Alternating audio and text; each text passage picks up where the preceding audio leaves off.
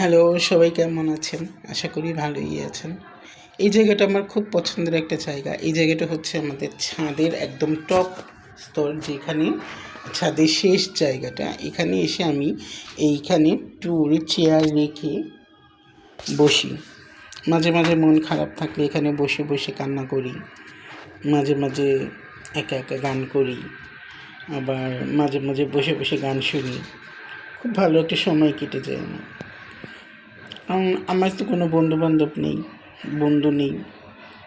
আর বিশেষ করে আমার লাইফের যে গল্পটা সেটা শেয়ার করব বলতে পারি না, কারণ আমার গল্পটা বলতে গেলে অনেক বাধা আসবে আমি জানি।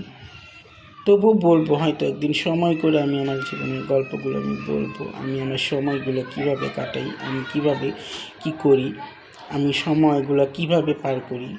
আসলে আমার কোনো ব্যস্ততা নেই, তবে আমার ব্যস্ততা হচ্ছে আমার মা অসুস্থ, আমার আম্মা অসুস্থ।